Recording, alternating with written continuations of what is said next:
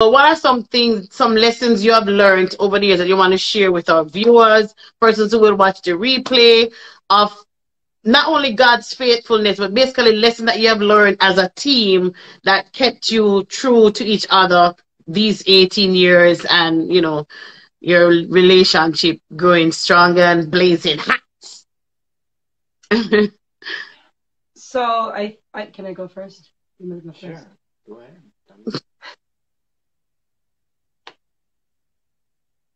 Go ahead, Simone. You guys are so cute. I know it's very cliche when people say, keep Christ in the center, you know, or people will be like, oh, a three-chord, a three-chord strand is not easily broken. Like we throw that around a lot, but I think I have learned being married this long that that's extremely true. There are a lot of things that I feel like with him that and just with life that I've responded very differently to because God's love supersedes so much.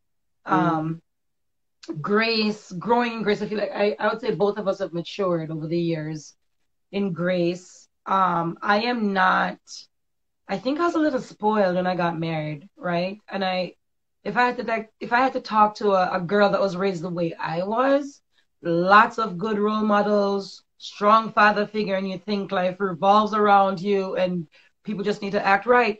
Like, I think what I would say is don't have one person, don't try to wrap up all the goodness in all the men and all the cousins and all the, you know, it's wicked to try to get all of those people wrapped up in one and then ask your husband to be all of that. It's unrealistic and it's selfish. And so I feel like for women who watch your little Hollywood movies and if you're a woman like me that just had really good experiences with men, for you to bring all of that and tell one person, you know, to fit all of those roles, it's just ridiculous. And I think I did that for a good 2 or 3 years of our marriage. Like I kept in my head a lot of times it's like, well, daddy wouldn't do that, or you know, like so and so didn't do that. So I have matured significantly in that. I would say forgiveness is a big deal. Like not holding on, not holding a grudge, or not going to bed angry. That's not always possible. But I understand that. Yeah. It's never been married, but I understand that part. It's important not to hold grudges. It is important to have real. The one thing I'll say about a relationship, one of the things I'll say about a relationship is that we're two very, very honest people. So our conversations, and it's the same way with the way we're raising our children, like our conversations can be really uncomfortable, but they're really honest. So you're not like digging around trying to figure out like what's going on. I think we just we have very deep conversations. We have very honest conversations. And we've grown in that over time. Side note, man, like back in the day when we would do Bible study together, he had an NIV and I had a King James, and we would meet together. I'm telling you, the immaturity when we got married is ridiculous. We were together for Bible study, and we didn't even make it 5 minutes into Bible study because he would read a verse, and I'd be like, "Oh no, like they messed that up." I'd be like, "That is not what it said. That is not what it says." That'll be the end of Bible study because we'd end up in a big old drama about like which version is right and what you know you need to switch your version because that was just an example of how immature we were. You know, it's just like growing and being like, it's not that deep. Like, and remember too, they always say it's basically two cultures, two customs, two traditions come together. So your angle, his angle. So that should have been, I'd love to have been a fly on the wall. I'm sure I'll be laughing too.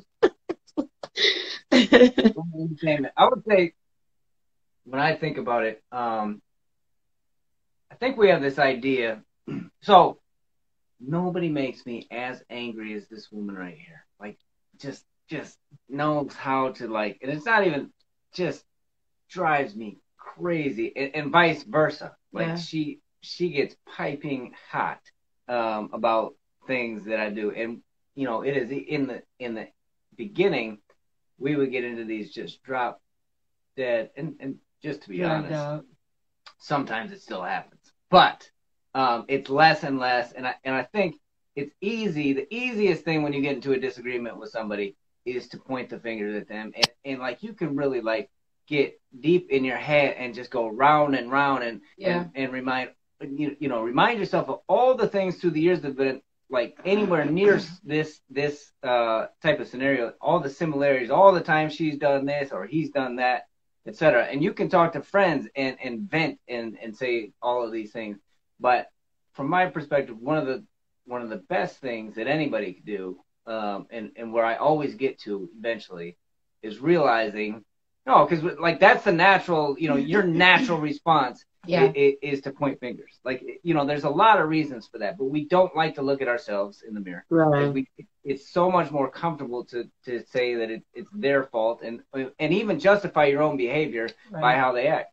And so, really getting to that place where I am looking at myself in the mirror and recognizing what I've done wrong and working on myself to do better, and also taking ownership for the part, for my part in the piece, in the puzzle, and what I did wrong, and also working. We have this idea that this is just who I am, and over the years have recognized like that's not going to work. I'm a naturally cynical person. Like that's the way I was raised. So she was raised like with all this positivity and all, and I'm naturally like, it's like things are good. Like when I see the bump in the road, that's what I comment on. I don't comment on like the 90 miles we just went that was smooth and nice and the sun was shining. Like I comment on the problems. And so, I've had to work to try to retrain myself, which is possible.